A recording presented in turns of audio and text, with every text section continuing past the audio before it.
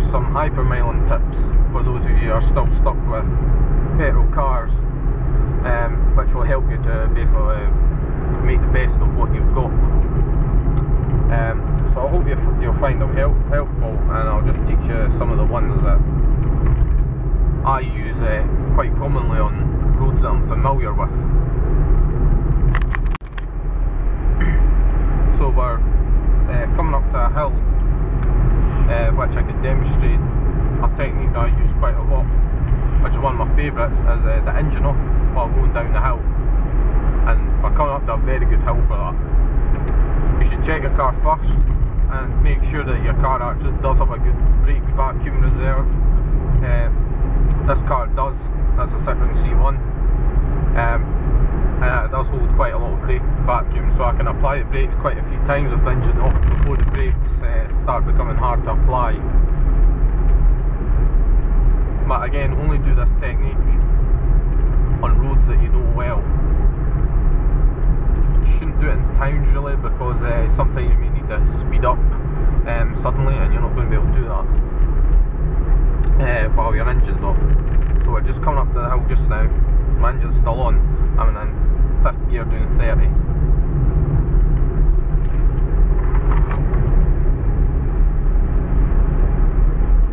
So all you do is clutch down, key back one position, and then put the key back to the run position and let it coast down while keeping the clutch down all the way. Don't take out gear just in case you need to restart the engine quickly. So we're already up at 40 miles an hour.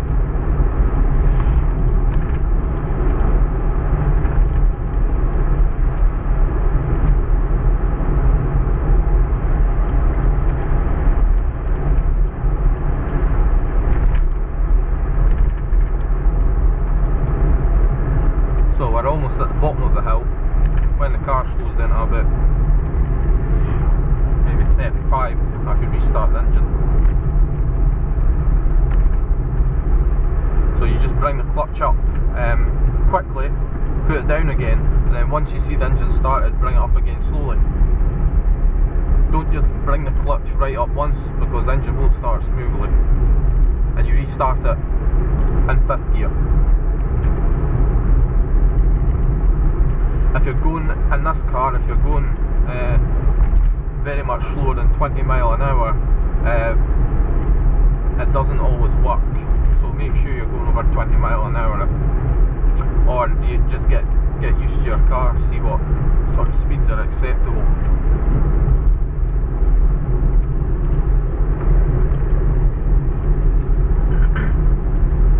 Which brings me on to my next technique that I use, which is using the highest gear possible for the speed that you're doing.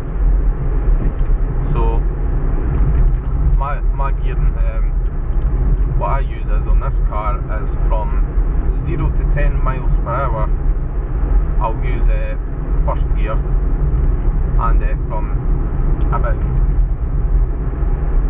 10 to 15 miles an hour I could use 2nd gear.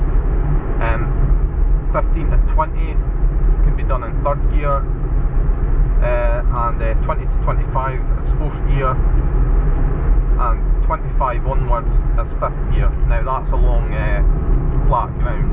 You wouldn't use gearing like that up a hill, that would be stupid, because you just make the engine struggle.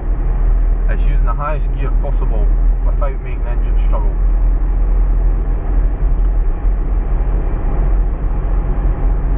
Also, I tend to only do 40 miles an hour along country roads, maybe sometimes 50, but I usually just go along at 40, and the best ever fuel economy I've got out of tank of fuel is 72 miles to the gallon by using all the techniques.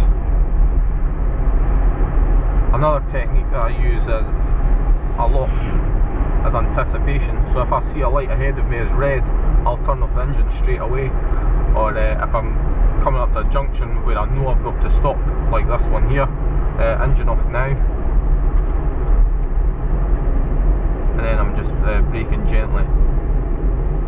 Now you could either use the starter motor, but just before I just use the clutch, just before the car hits 20.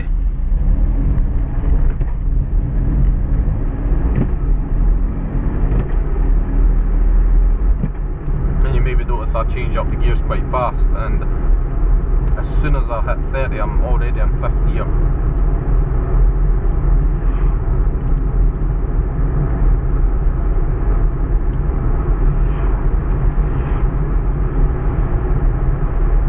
Usually when I'm going along at about 40 or 50, my foot is only resting very lightly on the pedal to do that speed.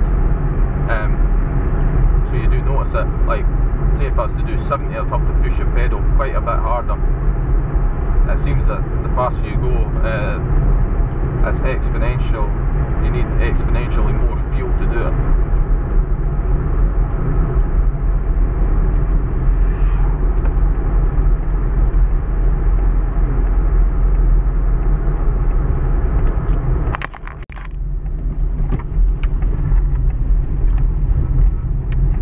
Like when I'm turning right at a blind junction, I'll not turn off the engine because you have to get moving very quickly. You've just got to know when it's safe to do it and when it's not. And the junction just back there, I didn't do it because it'd be dangerous to do it, because you need to get moving quickly as soon as you see it's clear, because a blind summit just after the junction and cars can come along quite fast. This is the exact same road I go along on my electric bike, and I could get up quite good speeds on the bike. In fact, I'm probably doing the same. I'm doing 35, which is about the same speed as the electric bike when you've got the wind behind you.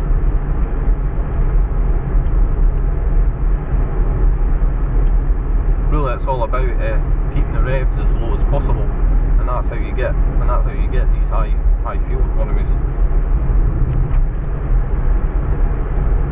But really, the best hypermiling technique I could advise is buy an electric car, because they have miles per gallon equivalents of hundreds of mpg, much better than any petrol or diesel.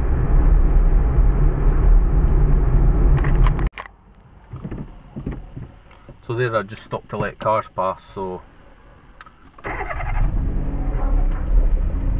as soon as I see the cars, I just switch off the engine and go straight into the side, and then restart it again once I pass.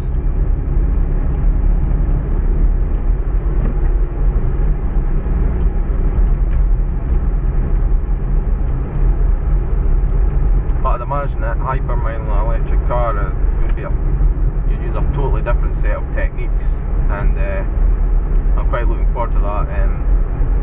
If the new Renault Zoe comes out, the one with the new motor in it, which is supposed to be a heck of a lot efficient, a heck of a lot more efficient than what the current one is. Right, so here's the tractor, engine off, and I'm going to go into this lay-by here.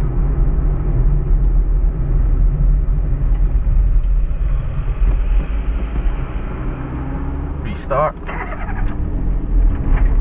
Oh, that was quite a bump.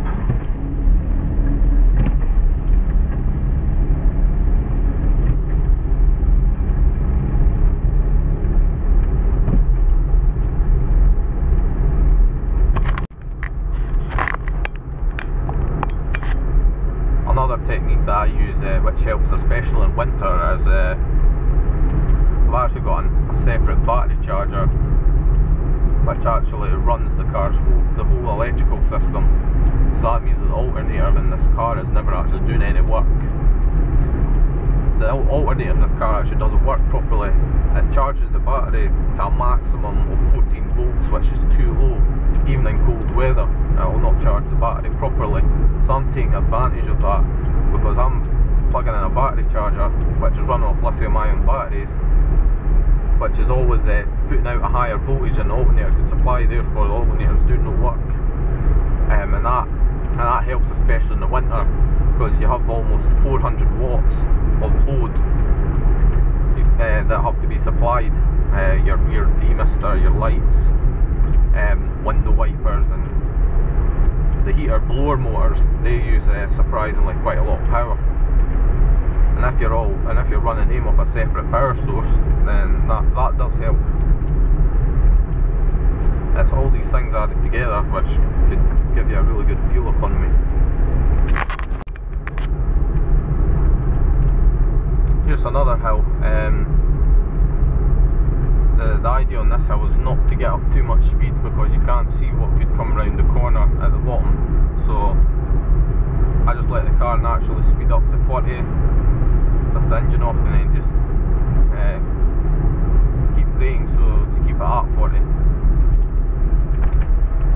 Although when I'm on my electric bike I'll speed down it like a nutcase, because sometimes you can get the bike going fast enough that it's actually recharging the battery. Right, and I'm just slowing down. Right, there's nothing else coming, so just restart.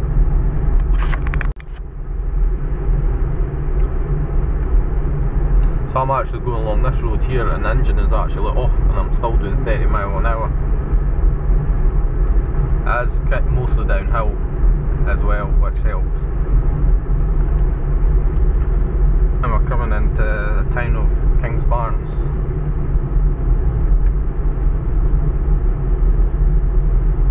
Engine's still off.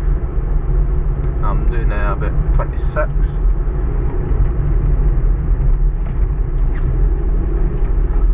And that's engine restarted. And one other technique I use, especially when it's dry, is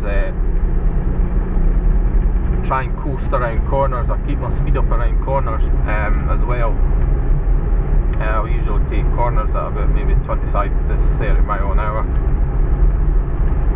and that also helps. But don't do that when it's wet.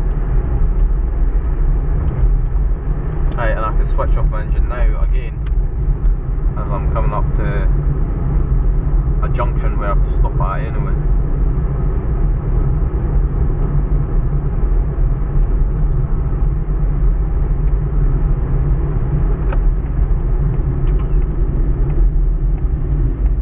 I'll just restart.